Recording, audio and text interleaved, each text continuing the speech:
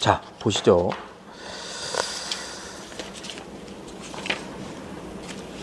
제24조 보시면 근로시간 면제인데 이거는 1차보다는 2차의 출제 가능성이 좀 높습니다.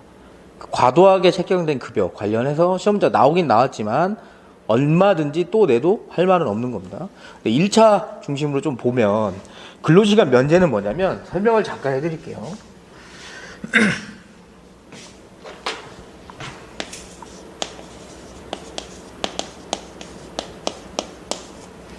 노동조합도 하나의 조합이다 보니까 회사 느낌이 좀 있어요.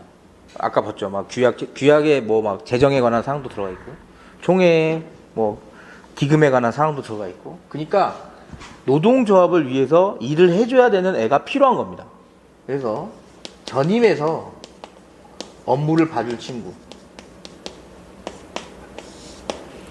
근데 노동조합이 설립이 되고 조합원들 수를 확보를 많이 한 노동조합이면 모르겠습니다.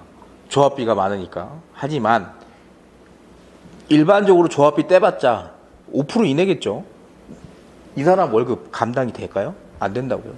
그래서 어떻게 하냐면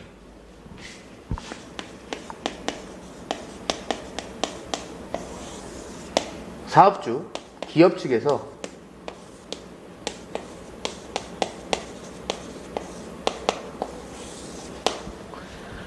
근로자를 전임자로 보낸다고 보시면 돼요. 느낌상. 얘가 되면 원래 근로자니까 기업을 위해서 일을 해야 되는데 이 시간을 면제해 줍니다. 월급은 주고 이 시간 면제해 주고 어떤 업무를 해요? 노동조합에 관한 업무를 하는 거예요. 이게 근로시간 면제자입니다. 근로시간 면제자. 그래서 개념을 이렇게 알고 들어가시면 좋아요. 그래서 1항 보시면 단체 협약으로 정하거나 사용자가 동의가 있는 경우에 사용자 또는 노동조합으로부터 급여를 지급받으면서 근로계약 소정의 근로를 제공하지 않고 노동자 업무를 종사하는 자를 말한다. 그쵸? 그 정도 보시면 됩니다. 근로시간 면제는. 왜냐면 1차는 나오기가 좀 힘들고 2차가 나올 건데 1차에서 나올 거면 24조 2가 나올 확률이 높습니다. 보시면 근로시간 면제심의위원회는 뭐냐면 야, 오케이, 근로시간 면제해줄게. 대신 얼만큼 면제해줘야 되냐, 이거를 결정하는 겁니다. 보시면 1항 보실게요. 근로시간 면제자에 대한 근로시간 면제한다를 정하기 위해서는 근로시간 면제 심의위원회를 경제사회노동위원회법에 따른 경제사회노동위원회라에 둔다. 요것도 알아두세요. 이거 문제 나오더라고. 기업에 두는 게 아니고요. 경제사회노동위원회법에 따른 경제사회노동위원회에 두는 겁니다. 위치가 근로시간 면제심의위원회가. 그 다음에 2항 알아두세요. 위원회는 근로시간 면제 한도를 심의 의결하고 얼마마다? 3년마다. 1년마다 아니고요. 3년마다. 3항도 알아두세요. 경제사회노동위원회 위원장, 즉 근로시간 면제위원회가 있는 곳이죠. 위원장은 위원회 의결한 사항을 누구한테 통보해요? 고용노동부 장관한테 직접 통보합니다. 요것만 잘 알아두세요. 이게 문제 자주 나오더라고요. 그렇게. 그 정도 알아두면 됩니다. 그 정도. 근로시간 면제심의위원회는 어디에 있다? 저기 뭐야. 이름도 잘 안 외워지네. 경제사회노동위원회에 있다. 기업에 있는 게 아니에요. 사업장 소재지에 있는 게 아니고, 노동조합 안에 있는 게 아니고요. 총회, 규약 이런 데 아닙니다. 이게 그냥 내면 이런 데가 어디 있어 하고 지워버린단 말이에요. 그러지 말라고 하는 겁니다. 이렇게. 25조 볼게요. 25조 회계감사. 이것도 꽤 잘 나옵니다. 틀린 지문으로는 안 나오는데 맞는 지문으로 나와요. 자, 회계감사는 노동조합 대표자는 그 회계감사원으로부터 하여금 6월에 1회 이상 당의 노동조합의 모든 재원 및 용도, 주요한 기부자 성명, 현재 경기 상황 등의 회계감사 실시하게 하고 그 내용과 감사 결과를 공개하여야 한다. 6월에 한 번입니다. 그거. 운영사항 공개는 당연히 노동조합 운영에 대해서 공개하고 열람할 수 있게 해줘야 되죠. 그렇게. 27조도 당연히 행정관청이 요구하면 줘야 돼요. 28조 보세요. 28조 잘 나옵니다. 28조도 잘 나와요. 문제가 나오면 이 자체로 한 문제 나오고요. 안 나오는 때도 있었던 것 같은데 나오면 이거 그대로 나옵니다. 해산이면 해산. 해산이 뭐냐면 노동조합이 있다가 이 정도면 노동조합 없어진 거랑 똑같지 않아? 이런 느낌도 해산 사유에 있어요. 그게 문제가 많이 나오고. 보면 1번 우리 규약에 해산에 관한 사항이 있었습니다. 조기형태 변경에 관한 사항 뭐 이런 것도 있고. 그래서 규약에서 정한 해산 사유가 발생했을 때 당연히 아웃이죠. 당연히 해산되는 거고. 합병 또는 분할. 합병 또는 분할. 다른 노동조합하고 합병하거나 다른 노동조합과 여러 개로 나눠서 분할을 해서 아예 이 노동조합이 사라진 경우 당연히 해산되는 거고. 총회 또는 대의원의 해산 결의가 있는 경우 총회에서 야 이 정도면 정책성도 없고 해산하는 게 맞는 것 같아. 해산하는 거예요. 4호를 잘 보세요. 4호. 4호가 잘 나와요. 노동조합에 임원이 없습니다. 노동조합은 있는데 이런 해산 결의도 없고 해산에 관련된 사유도 발생하지 않았어요. 근데 가만히 봤더니 우리 노동조합에 임원도 없고 그리고 노동조합 활동도 1년 동안 안 했어. 뭐 활동도 안 하고 모지도 뭐 총회도 소집 안 해요. 지나가는 겁니다. 인정되는 경우 행정관청이 뭐 노동위원회 의결을 얻은 경우입니다. 1년 이상 아니한 것으로 인정되면 되는 게 아니고 플러스 뭐 행정관청이 노동위원회 의결까지 얻어야 돼요. 그거까지 알아두세요. 그거 꼭 알아두십시오. 2항도 잘 나옵니다. 노동조 해산한 때는 그 대표자는 해산 날로부터 얼마 만에 신고해야 돼요? 15일. 어디로? 행정관청에 신고해야 됩니다. 15일 이내 행정관청 신고. 해산은 잘 봐주십시오. 네. 1차에서 나올 확률이 높아요. 단체 교섭 및 단체 협약인데 여기는 일단 29조 보실게요. 29조는 교섭 체결권자는 누구냐면 노동조합 대표자입니다. 노동조합 대표자. 그죠? 요것만 좀 알아두시죠. 노동조합 대표자가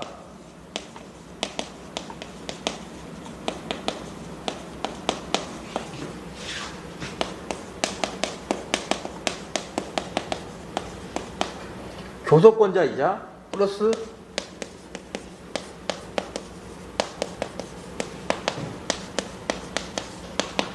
단체 협약을 체결할 권한자라고 이해하셔도 됩니다. 이거 관련해서 막 인준투표제 이런 게 뒤에 나오는 판례가 문제가 되는 거고 우선은 교섭권자이자 협약 체결권자다 이렇게 알아두세요. 그렇게. 그래서 노동조합 대표자는 그 노동조합 또는 조합원을 위하여 사용자나 사용자 단체와 교섭하고 협약을 체결할 권한을 가진다 이렇게 되어 있습니다. 29조 2는 창구 단일화에서 선출된 교섭 대표 볼 거예요. 교섭 대표도 요 체결 권한을 가지는 거고 사망 살짝 봐주세요. 사망 위임받은 경우 그러니까 노동조합과 사용자 또는 사용자 단체로부터 교섭 또는 단체 협약 체결 권한을 위임받은 자는 그 사람이 하는 거죠. 그 사람이 하는 거예요. 위임받은 자는 그 노동조합과 위임받은 범위 안에서 그 권한을 행사할 수 있다. 이렇게 29조의 2가 단체 교섭 단일화 절차인데 줄 그은 거를 보셔도 되지만 요 한 장 페이지 좀 볼게요.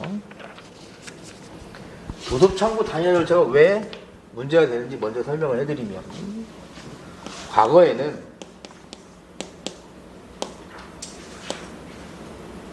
이렇게 해야겠다.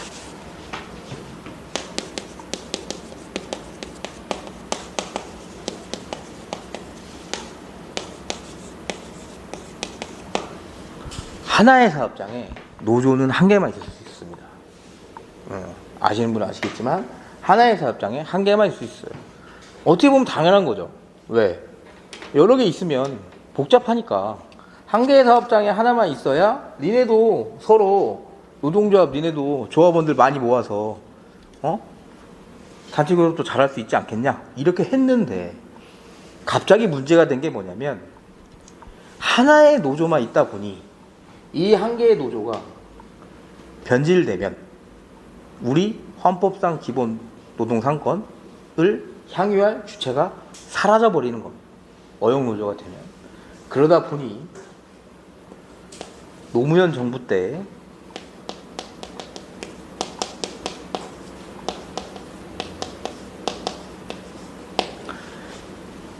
복수노조가 시행됩니다. 복수노조가 뭐냐면 하나의 사업장이고 우리 원칙으로 가자 이겁니다. 우리가 노동조합을 인정해 준 이유는 뭐였어요? 헌법 33조의 기본권 향유 주체들을 확보하기 위한 힘을 확보하기 위해서 노동상권을 보호하기 위해서 노동조합을 설립 신고하는 의무를 주고 노조법에서 보호까지 해줬는데 이렇게 하니까 노조 설립하고 싶어 설립 못하는 사람이 너무 많은 거야. 그래서 설립해라. 그래서 이때부터 어떻게 되냐? 하나의 사업장에 노조 엄청 생깁니다. 우리 이거 막 이렇게 오케이 좋다 이거야. 생겼습니다. 그러면 기업 입장에는 어떻게 돼요? 이렇게 되면 우리 목표는 뭐였죠? 단체 협약 체결하려고 한 건데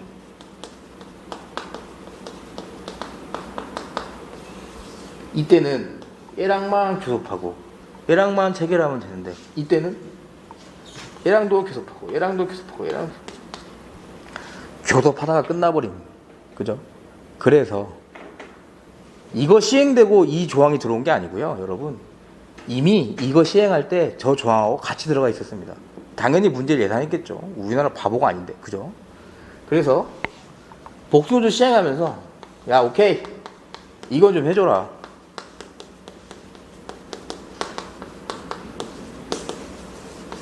야, 한 놈으로 들어와. 이렇게 한 겁니다. 한 명만.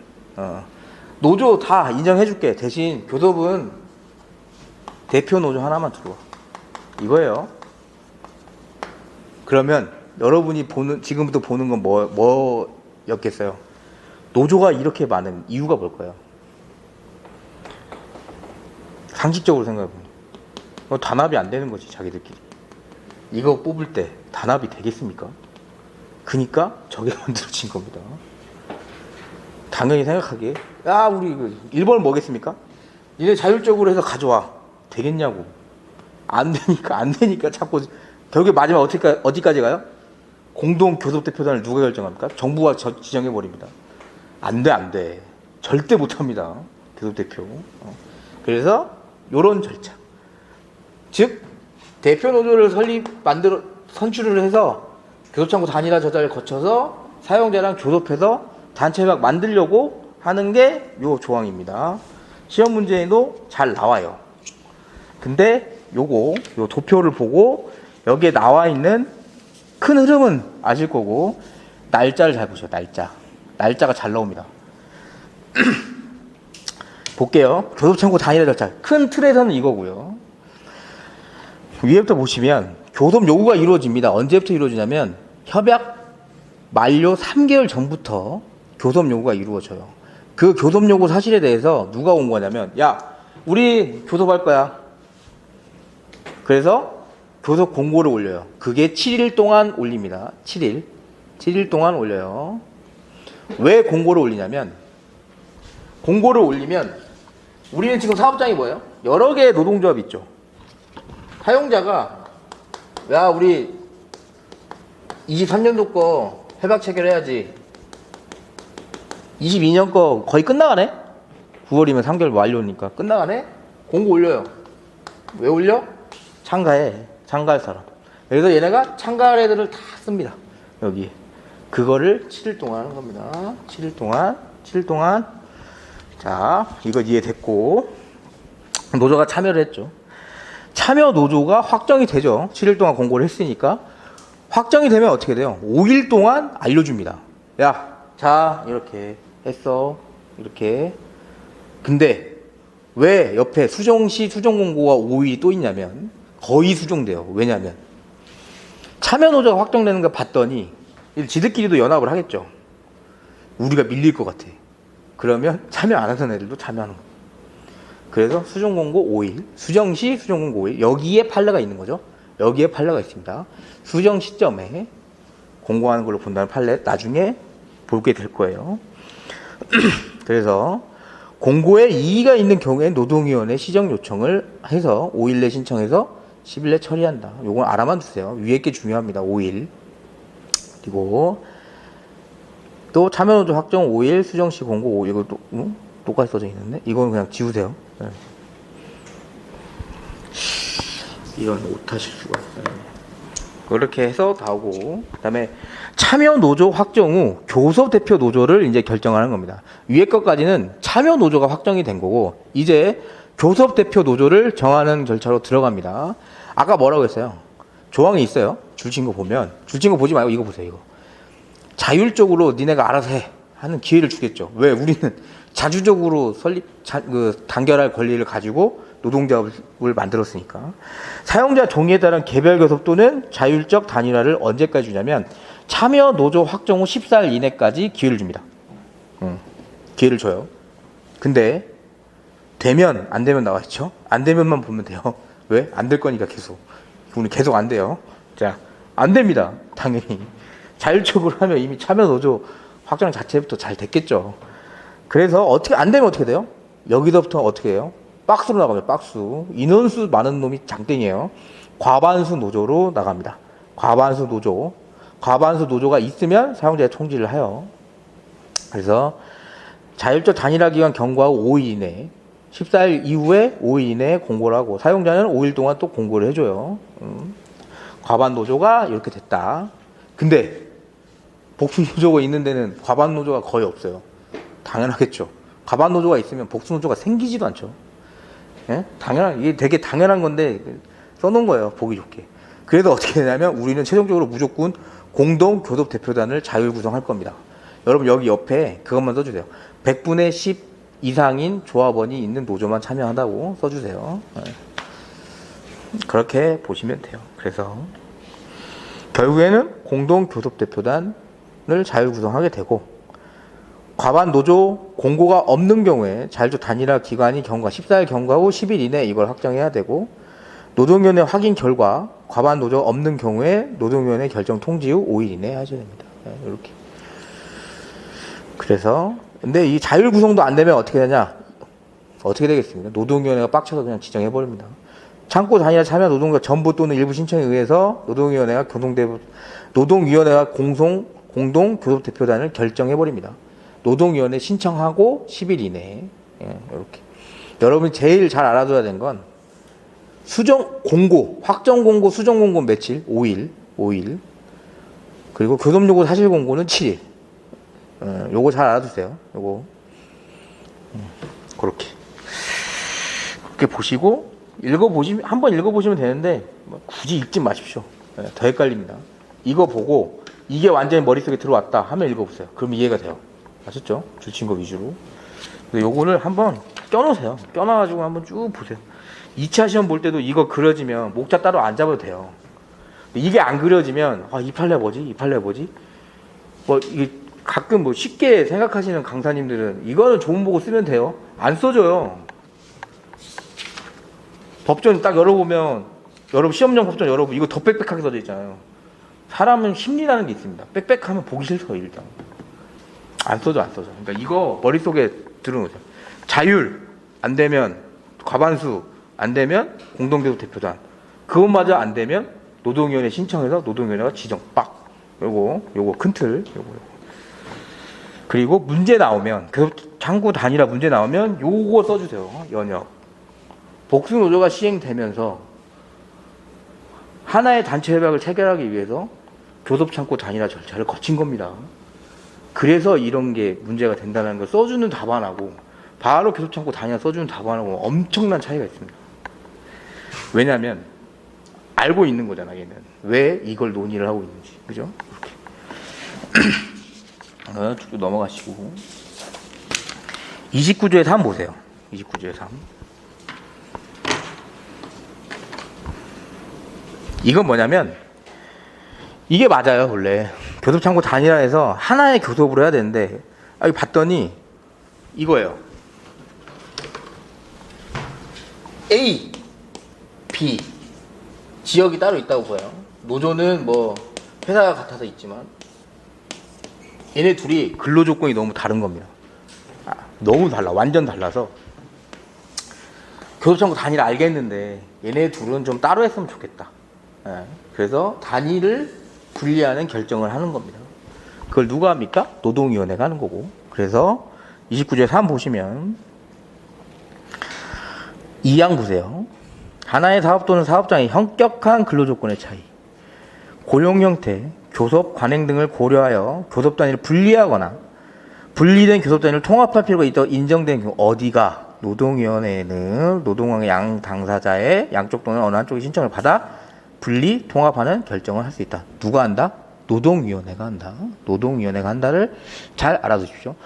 노동조합이 하는 게 아닙니다. 노동위원회, 국가기관이 하는 거예요. 그렇게.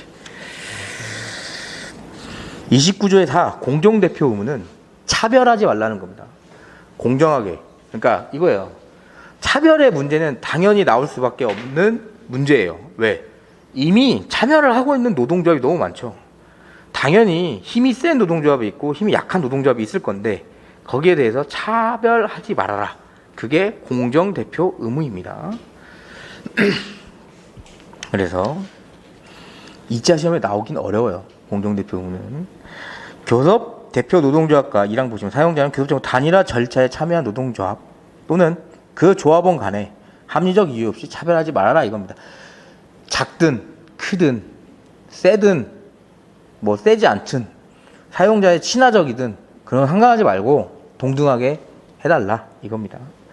2항 보시면 노동조합은 교섭대표 노동조합과 사용자가 1항 차별한 거죠. 차별한 경우 그 행위가 있은 날로부터 뭐 3개월 알아주십시오. 3개월 이내에 노동위원회에 시정을 명하는 겁니다. 계속 노동위원회 껴있어요. 지금 노동조합이 아니고 그렇게. 그거 보세요. 차별이 있는 날로부터 3개월입니다. 오케이. 노동위원회는 웬만하면 3개월이라고 보시면 돼요. 아까 부당이고도 그랬고 쭉쭉 보시면 됩니다. 29조의 5는 볼 필요 없고요. 30조 볼게요. 30조. 교섭 등의 원칙인데 이거를 성실교섭 의무라고 봐요. 생각보다 1차에 성실교섭 의무를 가진다라고 하면 그냥 이걸 30조를 얘기하는구나 라고 생각하면 됩니다. 그죠? 그러면 문제가 이렇게 나왔어요. 단체 교섭, 성실교섭 의무는 사용자만 가진다. 맞습니까? 틀리죠. 왜? 노동조합도 있습니다. 그러니까 이게 교섭 거부 혜택을 사용자가 많이 하니까 성실교섭 의무는 사용자만 있는 거 아니야? 교섭 거부 혜택가 또 부당노동행위 있으니까. 그죠? 근데 아니다. 근로자, 노동조합도 있다. 같이 있는 겁니다. 두 개 같이. 그걸 꼭 알아두셔야 돼요. 31조는 시험 문제 엄청 잘 나옵니다. 이거는 그냥 머릿속에 박아두세요. 그냥. 자, 우리가 교섭을 했어요. 이거 교섭창고 다니다도 쳤고 교섭을 했습니다. 자, 그러면 뭐가 나온다? 짜자잔 우리가 하려고 했던 거 단체 협약이 만들어졌습니다.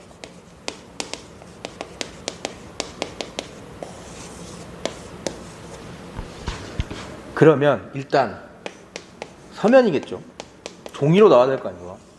그리고 서명, 날인이 어떻게 있어야겠어요? 양 당사자 쌍방 다 있어야겠지. 그리고 또 하나 더 있어요. 행정관청에 신고해야 됩니다. 며칠? 15일. 요거 다예요. 요거 꼭 알아주세요. 형식적 요건입니다. 단체협약 형식적 요건. 맞나? 서면 작성하고 당사자 쌍방이 서명 또는 날인하고 15일 이내 행정관청에 신고해야 됩니다. 요거는 잘 나와요. 뭐하고 잘 나오냐면 3일로 잘 나와요. 3일 아까 뭐였죠? 신고증 교부가 3일이었습니다. 노동조합 설립신고 그렇게. 그리고 32조는 1항 잘 나오죠. 왜? 작년에 개정됐으니까. 2년입니까? 3년입니다. 3년으로 바뀌었어요. 작년 기출, 재작년만 기출 보다 보면 2년 나올 수 있는데 헷갈리면 안 됩니다. 바뀌었습니다. 3년. 바뀌면 한 3년 동안은 계속 나옵니다. 바뀌면 3년 동안 계속 나와요. 개정되면. 그래서 단체별 유효기간은 3년이다. 사망 보세요. 사망. 단체별 유효기간이 만료된 때를 전후하여 당사자 쌍방이 새로운 단체별 체결하고자 단체 교섭을 계속하였음에도 불구하고 새로운 단체 협약이 체결되지 않았습니다. 그러니까 협약이 만료될 것 같아서 교섭을 계속 해가지고 협약을 체결하려면 협약 체결 안 됐어요. 그러면 단체 협약이 사라지면 노동조합이나 사용자 간에 약정한 우리 근로조건에 관한 사항을 없어지는 거죠. 지켜질 게. 그러니까 뭐다? 조금 유효기한을 더 주는 겁니다. 그걸 뭐라고 하냐면 여우요라고 해요. 원래 용어인데 여우요. 근데 그건 알아둘 필요는 없고. 자, 그러면 별도 약정이 있는 경우를 제외하고는 종전의 단체 협약이 얼마 동안 효력 만료일로부터 3개월까지 효력을 가지고 있습니다. 그렇게. 그래서 3개월까지 효력을 가지고 있다. 그 다음에 다만 단체 협약에 그 유효기한이 경과한 후에도 새로운 단체 협약이 체결되지 아니한 때 새로운 단체 협약 체결 때까지 종전의 단체 협약을 존속시킨다는 취지의 별도의 규정이 있는 경우에는 그에 따르지만 이걸 잘 알아주세요. 당사자 일방이 그럼 나 이거 싫어. 이 단체 협약 싫어. 옛날 거 싫어.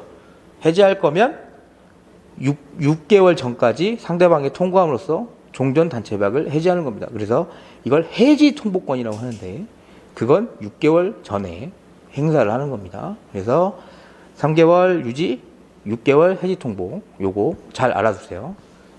잘 나와요. 유효기간 3년. 33조 보시면 기준의 효력인데요. 아까 똑같습니다. 취업기지 근로계약 다 강행성 보충성 있죠. 이것도 똑같아요. 보시면 단체협약에 정한 근로조건 기타 근로자의 대우에 관한 기준에 위반하는 취업규칙 또는 근로계약은 그 부분으로 무효로 한다 라고 나와 있습니다. 그리고 무효된 거 단체협약 정한 기준에 따른다. 단체협약이 더 위에 있어요. 왜? 노동조합하고 기업하고 정한 거니까. 그죠? 취업규칙은 기업이 일방적으로 정한 거고 근로계약은 기업 사용자랑 근로자랑 정한 거니까 큰 틀에서 단체협약이 좀 위에 있습니다. 적용 범위도 세고. 그렇게. 34조 보시면 단체협약의 해석인데 요거 이항을 잘 보셔야 되는데 해석을 일단 설명드릴게요. 단체협약의 해석 또는 이행 방법에 관하여 관계 당사자 간의 의견의 불일치가 있을 때는 쌍방 협약이 정하는 바에 의해서 노동위원회가 또 해석해 주는 겁니다. 노조법은 거의 노동위원회가 나서요. 왜? 나설 데가 없죠. 지금 기업하고 노동조합이 싸우는데 누가 나서요? 노동위원회가 나서야지. 그죠? 이항 보시면 노동위원회는 해석 요청을 받을 때 며칠? 30일입니다. 30일. 요거 두 개 알아둬야 돼요. 노동위원회에서 해석하는 거고 30일 알아두셔야 됩니다. 30일. 이것도 간혹 나오는데 틀린 질문 나온 적 없어요. 사망. 그 해석에 대한 견해는 중재 제정하고 동일한 효력을 가진다. 중재 제정하고 동일한 효력을 가진다. 그렇게. 일반적 구속력과 지역적 구속력 볼게요. 일반적 구속력은 이거 헷갈리면 안 됩니다, 여러분. 근로자 반수. 과반수 아니에요. 반수. 읽어볼게요. 하나의 사업 또는 사업장에 상시 사용되는 동종 근로자 반수 이상입니다. 50명이면 26명 아니고 25명. 하나의 단체에 적용받게 된 때에는 다른 동종 근로자한테도 적용된다. 지역적 구속력은요. 하나의 지역에 있어서 상시 근로자 아니고 동종 근로자 3분의 2 이상이 적용될 때는 요거 잘 알아두십시오. 뒤에 행정관청이 나서는 겁니다. 행정관청이. 왜? 여러분 생각해보세요. 일반적 구속력은 기업에서 그냥 노동조합이 하나가 반수 이상 되면 그냥 사업에서 넌 이거 적용받아도 되겠다 이런 느낌이라면 지역적 구속력은 뭐예요? 말이 안 되는 거예요. 그 지역 자체에 하나의 단체별 적용받게 한다는 거는 정부기관이 안 나서면 말이 안 돼요. 그러니까 행정관청이 꼭 나서는 겁니다. 그래서 행정관청은 당의 단체별 당사 쌍방 또는 일방이 신청에 의하거나 그 직권으로도 할 수 있습니다. 이것도 간혹 나와요. 직권으로도 노동위원회 의결을 얻어 당의 지역에 종사하는 당의 단체협약을 적용하는 결정을 할 수 있다. 이렇게. 그래서 지역적 구속력은 행정관청이 나설 수 있고 직권으로 할 수 있다. 그리고 일반적 구속력은 반수 이상입니다. 반수 이상. 쟁행위 보시면 37조 볼게요. 37조는 2차 생각해서 37조는 그냥 쟁행이 문제 나왔다 그냥 무조건 쓰는 겁니다. 네. 신경 쓰면 안 됩니다. 그냥 기억 안 나도 37조 찾아서 써요. 자, 쟁행이 기본 원칙이라고 나와 있죠. 그러면 쟁행이는 그 목적, 방법, 절차에 있어서 기타 사유들 위반해서는 안 된다. 2항 조합원은 노동조합에 의하여 주도되지 아니한 쟁행위를 해서는 안 된다. 3항은 뭐예요? 이번에 시험 문제 나온 거랑 똑같죠. 직잠 점거. 노동조합은 사용자 점유를 배제하여 조합을 방해하는 형태로 쟁행해서 안 된다. 근데 어떤 건 허용해줬어요? 부분적, 변종적 점거는 허용을 합니다. 부분적, 변종적 점거. 그 정도 알아주시면 돼요. 그래서 쟁행이 나오면 37조 1항은 무조건 쓰는 겁니다. 37조 1항은 무조건 쓰고 간다. 그리고 1항과 관련된 쟁의 기본 판례도 무조건 쓰고 간다. 주체로서 정당해야 되고 목적으로서 근로자 조건에 근로조건 그 개선 유지 이런 목적을 해야 되고 이런 거 있죠. 그 판례 기억하실 거예요. 사용자 재산권과 조화돼야 된다. 이 판례 그거는 무조건 쓴다. 그렇게 38조가 이번에 시험에 나온 거죠. 38조 피켓팅이라고 누가 그러시던데 피켓팅이란 조항이 없던데요? 아니 없지. 없습니다. 피켓팅이나 조항은.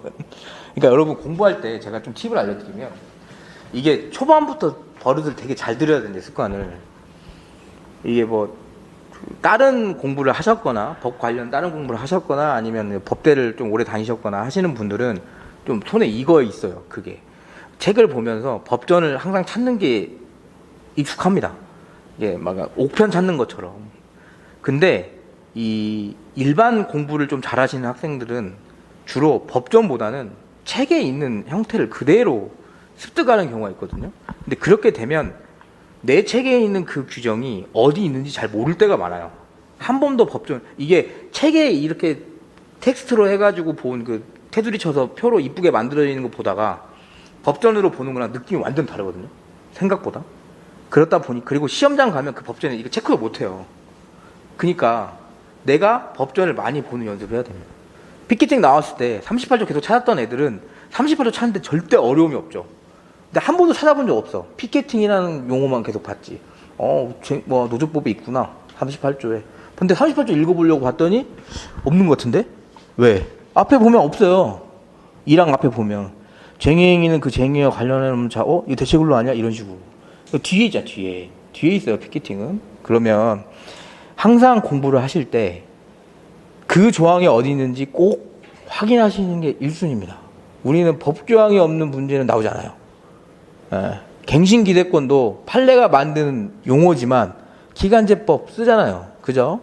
그러니까 꼭 법전. 간혹 그렇게 말씀하시는 분도 계시는 것 같은데 법전은 주니까 법전에 있는 내용은 안 쓰셔도 됩니다. 법전을 주는데 법전에 표시해서 줍니까? 시험 문제? 아니죠. 우리가 찾아서 쓰는 것도 능력입니다. 꼭 법전 우습게 보시면 안 됩니다. 법전 되게 좋은 무기인데 어떻게 보면 양날의 검이 될 수 있습니다. 법전 전혀 활용 안 하시는 분들 큰일 나요. 그래서 많이 찾아보시라. 특히 연기, 일기 때 엄청 많이 보세요. 그러면 2, 3기 때 금방 봐요. 얼마큼 봤는지 본인이 책정할 수 있죠. 법전 이렇게 알죠? 이렇게 보면 여기 시커먼 거 너무 깨끗하다 하면 반성해야 됩니다. 자, 보실게요.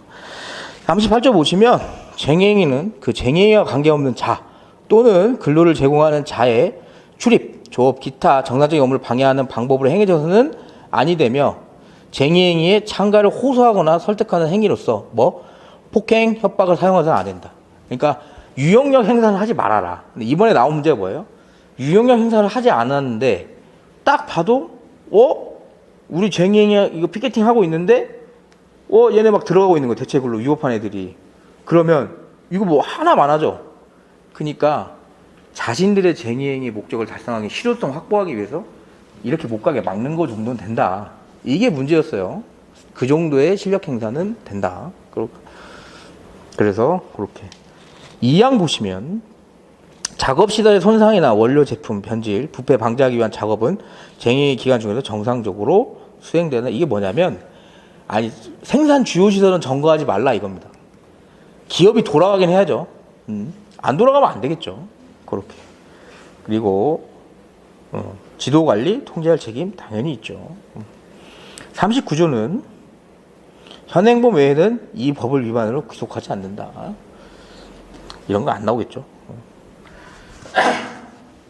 자, 보시면 쟁의행위 제한과 금지인데 노동조합의 쟁의행위는 그 조합원의 직비무라고 외우세요. 직접 비밀 무경투표에 의한 조합원 과반수 찬성으로 결정하지 않으면 이를 행할 수 없다. 쟁의 찬반투표 얘기하는 겁니다. 지금 방위사업법 이게 틀리게 문제를 내진 않아요. 방위사업법. 네. 그러니까 주요 방위사업에 종사하는 근로자 중 전력 용수 및 주로 방사물질을 생산하는 업무는 쟁의할 수 없다 하면은 웬만하면 맞는 지문입니다. 근데 이제 뭐 쟁의를 할 수 있다, 뭐 특별한 요건을 할 수 있다 이런 거는 안 되는 거고 이걸 틀리게 내진 않을 거예요. 네. 그 정도 보시면 되고.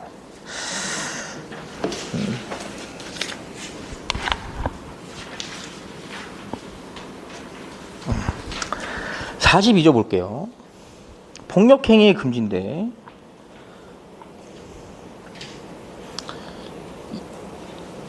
이거는 2항이 조금 2차 시험에 나올 수 있죠. 안전보호 시설의 의미에 대해서 물론 판례가 짧긴 하지만 안전보호 시설의 의미에 대해서 나올 수 있습니다. 당연히 폭력 파괴행위는 안 되는 거고 2항 보시면 사업장의 안전보호 시설에 대해 정상적인 유지, 운영, 정지, 폐지 또는 방해하는 행위를 쟁의는 행할 수 없다 하는데 판례가 2개 있습니다. 안전보호 시설의 의미를 만들어준 판례 하나 있고요. 두 번째는 뭐 실제 안전사고가 발생했을 때 그때 의미하는 판례. 그래서 안전보호 시설은 판례가 있구나 이 정도 생각하고 있으면 돼요. 1차에서 나오기 좀 힘들어요. 그래서 이 정도.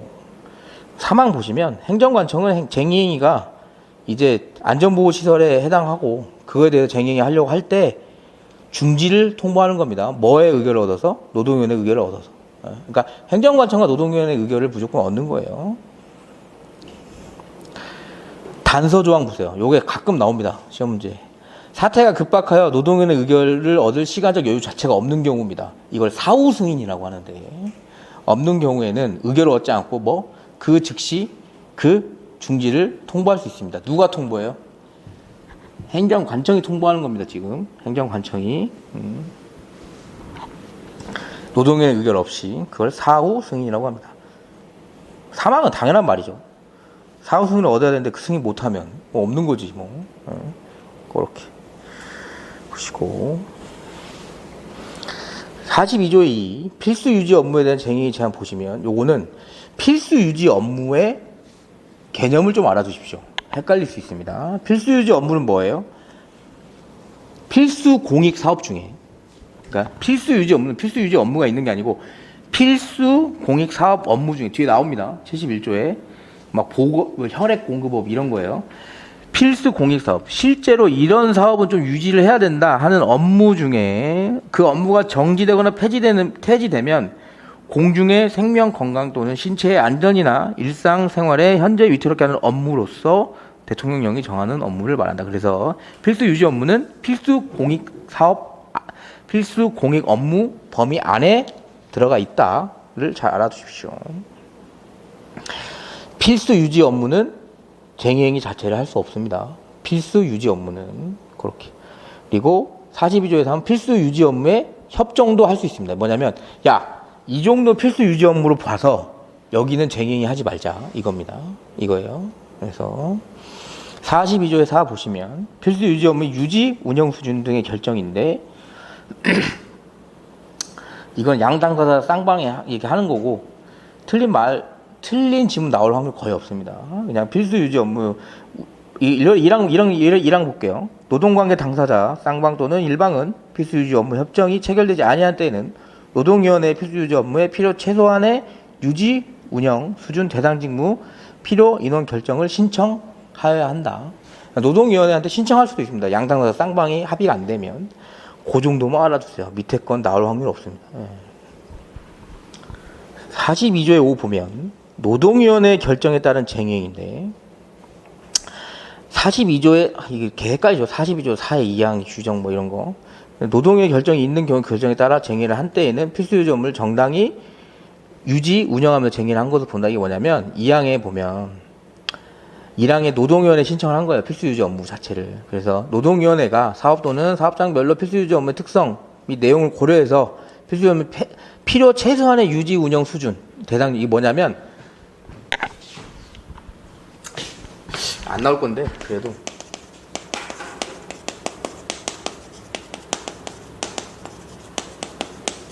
필수 유지 업무 협정이 체결이 안 됐어요. 사용자랑 노동자하고 얘기가 잘 안 됐어. 그래서 노동위원회가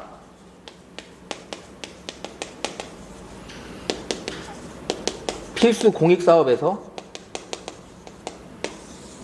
필수 유지 업무를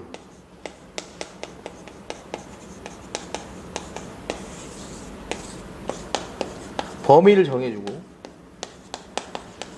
최소한 유지, 운영, 인력을 지정해주고 이러면 요 정도 유지하고 쟁의한 거 봐주겠다는 겁니다. 안 나와요. 네, 안 나와요. 1차에서도 잘 안 나오더라고요, 요즘에. 차라리 이거 말고 판례를 내겠죠. 그렇게. 42조의 6 보시면 필수 유지 업무, 근무, 근로자의 지명인데 이건 뭐냐면 읽어볼게요. 노동조합은 필수 유지 업무 협정을 체결하거나 아니면 노동위원회 결정이 있는 겁니다. 야, 필수 유지 업무 이거는 해야 될 것 같아. 쟁행이 하는데 요 정도는 운영하고 합시다. 이렇게 이미 결정이 났는데 사용자에게 필수 유지 업무에 근무한 조합원 중 쟁행위 기간에도 근무할 조합원을 통보해야 됩니다. 왜? 최소 운영을 하려면 인원이 있어야 되니까 다 참가하지 말라 이겁니다. 근데 사용자는 이에 따라 근로자를 지명하고 이를 노동조합과 근로자에 통보해야 한다. 이렇게. 근데 뭐가 문제가 되냐면 통보 안 할 때가 문제되겠죠. 통보 안 할 때. 다만 노동조합이 쟁행이 개시 전까지 이를 통보 안 한 겁니다. 누가 근무를 할지 모르는 상황이에요. 그러면 이거 필수 유지 업무가 운영이 될지 안 될지 모르는 상황이죠. 그때 사용자가 필수 유지 업무에 근무해야 할 근로자를 지명해 버립니다. 근로자를 지명해 버리는 거예요. 그래서 통보를 한다. 요 정도 보시면 돼요. 필수 유지 업무는 틀린 지문이 나오긴 좀 힘들어요. 왜냐면 너무 명확해가지고 틀린 지문을 내기가 좀 힘들어요. 제가 봤을 때. 맞는 지문으로 거의 나올 확률이 큽니다. 43조 보시면 사용자의 채용 제한이죠. 좀 쉬었다 하시죠. 네.